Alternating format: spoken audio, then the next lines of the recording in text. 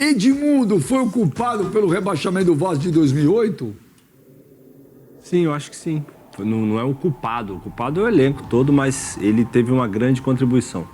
Por tudo que eu já expliquei no podcast na qual eu fui semana passada, eu acho que contribuiu muito. Quem é atleta sabe que um cara do tamanho dele, quando ele não gera uma boa influência, ele acaba atrapalhando muito. Na idade que ele tinha, se eu não me engano, de 37 anos, já não rendia mais o que as pessoas esperavam dele. E aí, quando você começa a colocar muito peso sobre os atletas que estão ao seu redor, a galera já... Eu sou a primeira pessoa que está falando isso, mas é tão engraçado que, assim, o Madison Bachola me ligou, né? Que, porra, você lembrou daquele negócio? Porque eu falei no podcast passado sobre essa situação que nunca saiu na mídia nem do vestiário, mas que pra mim foi uma grande covardia. E aí ele, pô, você lembrou e tal, realmente foi complicado e tal. Só pra mostrar um pouco daquilo que a gente vivia nos bastidores ali. Eu tinha 19 anos, mas tinha muitos atletas ali que tinham condições de ajudar muito o Vasco e tudo mais, mas ficaram devendo porque, infelizmente, quem era pra estar ajudando, cooperando, tava mais atrapalhando do que ajudando. Mas na prática, o que acontecia assim, na prática? Os caras tinham medo de jogar, cara. Eu machuquei, eu dei graças a Deus, Benji. No meio do ano, agosto mais ou menos, um jogo no Morumbi, Vasco e São Paulo. Eu, 15 minutos, pisei errado e quebrei o quinto metatarso do pé. Tinha 19 anos, com aquela pressão gigante já de estar jogando, não só num grande clube, mas com um cara também que botava uma pressão absurda em cima da gente, que era da base.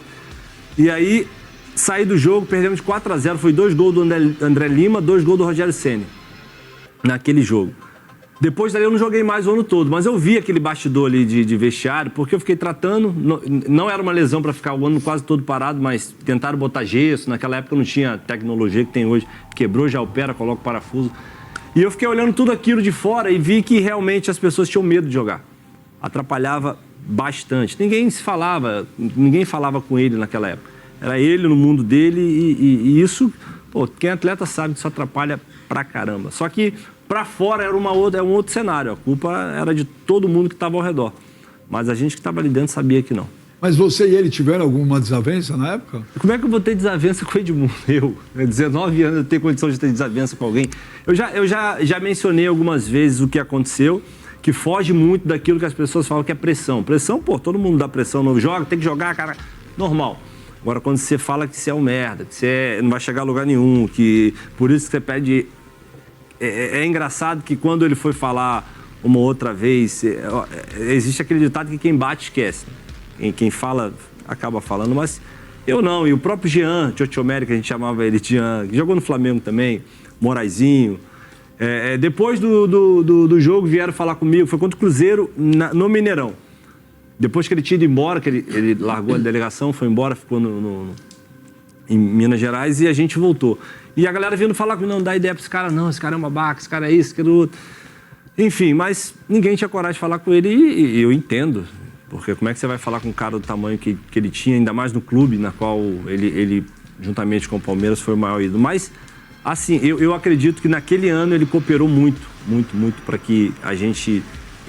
não foi só o Edmundo, como eu falei, o elenco todo, mas a briga política, o Eurico tinha recém saído, né, da presidência, entrou o Dinamite, então existiam inúmeras confusões que culminou tudo dentro do campo. Eu contei também a situação de início de temporada, que o Romário era treinador, o Eurico contratou ele, mesmo sem a permissão do Romário.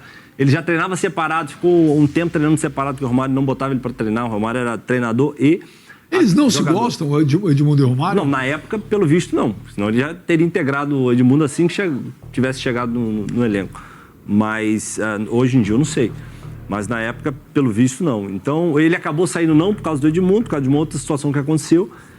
Só que aquela tensão no elenco já começou desde o início da temporada já e terminou com o Vasco caindo pela primeira vez na sua história. O Souza não pipoca não. Vamos para a próxima aí do Souza na parede. Próxima pergunta pro Souza. Pedrinho e Felipe vão salvar o Vasco? Salvar é uma palavra muito forte. Eu não sei se eles vão salvar o Vasco. Eu posso dizer que o Pedrinho tem uma ele tem uma ótima intenção em tirar o Vasco dessa situação. Isso aí eu não posso negar, eu vivi um pouco ali dentro, a realidade do clube e o cara nem dorme, o cara... Vocês veem o Pedrinho da Globo, né, que aparecia lá, e o Pedrinho de hoje em dia, realmente, aquilo ele está consumindo ele.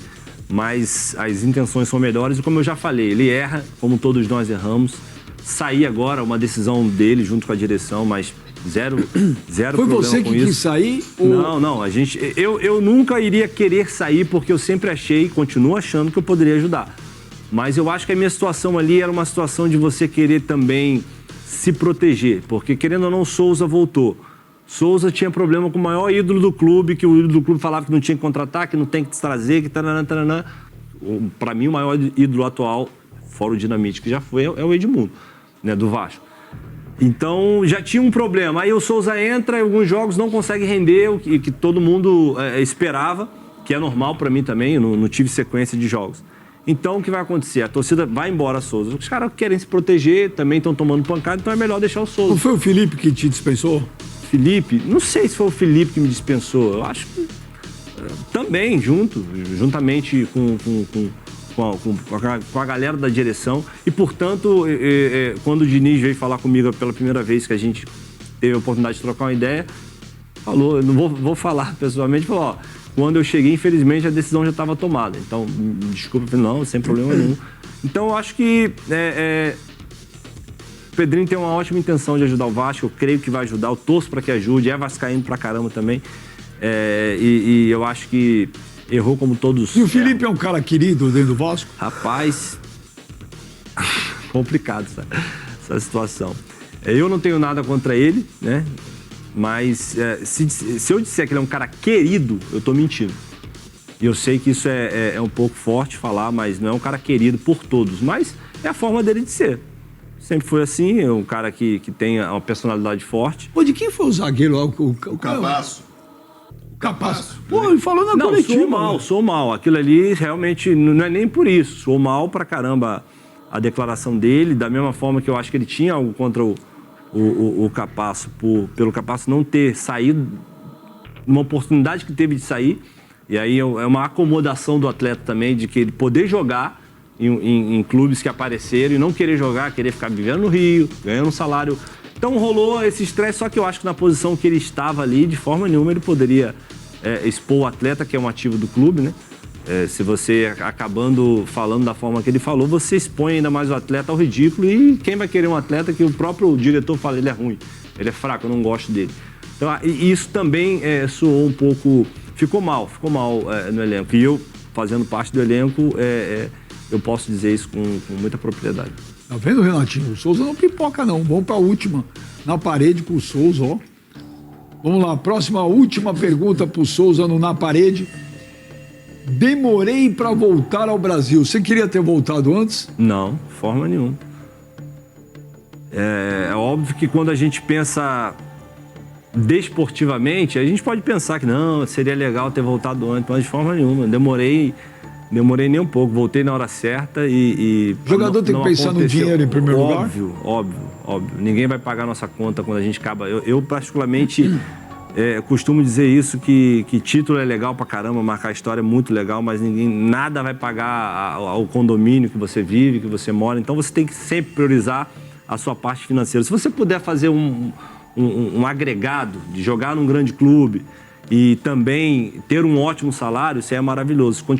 Se conseguir jogar lá fora no Real Madrid, pô, um clube gigante com salário absurdo, maravilhoso. Mas se você não tem condições como eu, fui para países emergentes ali, Turquia, Arábia.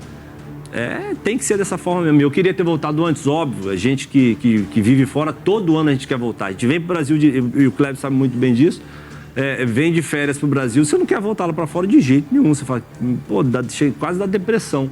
Mas aí, meu, não tem como. Quando você pensa que você tem uma família, você quer dar um futuro melhor para eles, você quer continuar ajudando as pessoas que você ajuda. Então, o atleta de forma nenhuma pode ficar pensando em amor, porque o amor ele acaba muito rápido. São 2 jogos ruins, o amor acaba e aí você fica lá pagando as contas. O vascaíno. Bom, sábado tem jogo em São Januário, o Luiz Gustavo está fora, suspenso, o Lucas Freitas vai ser o titular. aliás, jogou muito bem contra o Melgar. Coutinho volta no Campeonato Brasileiro, né? Ele ficou suspenso contra o Fluminense. Aí como é que você escalaria o meio-campo, por exemplo? Contra o Melgar, Jair, Tietê e Coutinho. Deram conta do recado, mas era um outro nível de enfrentamento. Agora a gente pega um time de G4. Mantém? Reforça? Enfim, quero ler a sua opinião. Aos poucos, o técnico Fernando Diniz vai ajustando o time do Vasco, vai acertando esse time do Vasco e conhecendo as peças, né? Já disse que não abre mão do Jair, espera que o Vasco não venda o Ryan. Aliás, para mim, uma notícia, hein? Não será surpresa se o Vasco negociar o Lucas Piton e trouxer de volta o Leandrinho. O Leandrinho tem toda a característica para trabalhar com o Fernando Diniz. E o Piton, nacionalidade italiana, né, dupla cidadania, ativo bom. O Vasco precisa, outra notícia para você, torcedor, vender um ativo, talvez até o final do ano, pode ser no meio ou no final do ano. O Vasco tem orçamento garantido já até setembro. O Vasco, a cada mês, ele projeta os 3 da frente. E já há projeção para os meses de junho, julho e agosto. Então, quando entrar junho, que é daqui a alguns dias, daqui a 2 dias, já faz a projeção incluindo setembro. E já tem a previsão de que setembro tem recursos. Tranquilamente.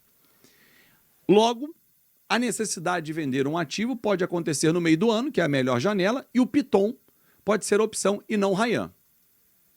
Vamos aguardar. Aliás, o Diniz destacou um fato muito importante, que foi a questão envolvendo a idade, o potencial que ele ainda pode projetar mais ainda. 100 milhões, 150, 200, 300 milhões pelo Ryan? Quanto vale o Ryan? Hoje é um valor. Daqui a um ano, daqui a 6 meses, é outro valor. O menino está crescendo exponencialmente nas mãos do técnico Fernando Diniz, que é enérgico, mas também sabe dar o carinho ao atleta. Quero falar sobre Vasco versus 777. E no final, vou dar uma notícia sobre CBF e Vasco. Aguardem. Ontem, rolou o julgamento da liminar, que no ano passado concedeu ao Vasco plenos poderes para tocar a SAF.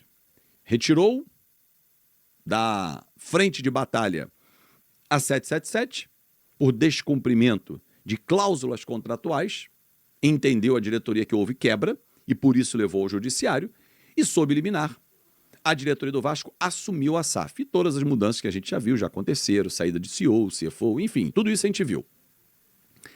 Só que, até onde eu sei, os representantes da 777 tentaram imputar ao Vasco a responsabilidade, alegando que a atual gestão sempre quis fazer com que eles saíssem do cenário, que eles saíssem efetivamente do comando, que isso já era premeditado, e os desembargadores pediram provas. Argumentos apresentados, fracos inclusive, pela defesa, na minha avaliação, é que a imprensa já falou isso. Quem da imprensa trouxe a prova? Ah, não, eu sei porque eu estava na reunião, mas prova? É muito fácil dizer. Isso eu leio. Em grupo de WhatsApp, então, meu irmão, eu já sabia que na campanha eles queriam tirar. Cadê a prova? Então, assim, se você não tem prova, meu amigo, acusar é gravíssimo. E os advogados não conseguiram sustentar. A 777 perdeu 3-0, agora vai seguir protelando na Câmara de Arbitragem, na Fundação Getúlio Vargas, toda vez que é escolhido um árbitro, principalmente pelo Vasco, não, esse não pode e tal, e protela de novo. A ideia é protelar e ganhar tempo. Ontem, inclusive, durante a audiência, os advogados foram chamados, atenção, os desembargadores, vamos parar de ficar protelando o tempo todo, demonstrando claramente que o judiciário está de saco cheio de não resolver essa situação. Bom, agora o Vasco segue tocando a SAF em busca de soluções, em busca de investidor quando acontecer. O negócio com o Evangelos Marinax esfriou, com o Radrizani não andou, e os outros interessados apenas pediram informações, trocaram NDA, documentos e mais nada. Vida que segue. Para fechar o nosso vídeo, A CBF convidou o presidente Pedrinho para ser o chefe da delegação nos 2 próximos jogos da seleção brasileira, Guayaquil dia 5 e São Paulo dia 10, né? Guayaquil contra o Equador e São Paulo contra o Paraguai. E aí muita gente discutiu isso, eu falei inclusive no vídeo de terça-feira aqui mesmo no Café, mas eu trago um detalhe a mais e que não foi publicado ainda e é uma notícia exclusiva para você, torcedor. A diretoria da CBF enxergou numa reconstrução, como ela, a CBF, está passando com a seleção, o Vasco da Gama. É como se fosse um case. O Vasco está num processo de reconstrução e de recuperação, literalmente, judicial. Por isso, o presidente Pedrinho foi escolhido para fazer parte. E para o Vasco, isso traz benefícios pela aproximação, pelo network, por tudo que envolve o cenário político. E o Vasco foi o primeiro clube, inclusive, a levantar a bandeira e dizer que votaria no médico Samir Chaldry. É isso, torcedor. Muito obrigado pelo seu carinho.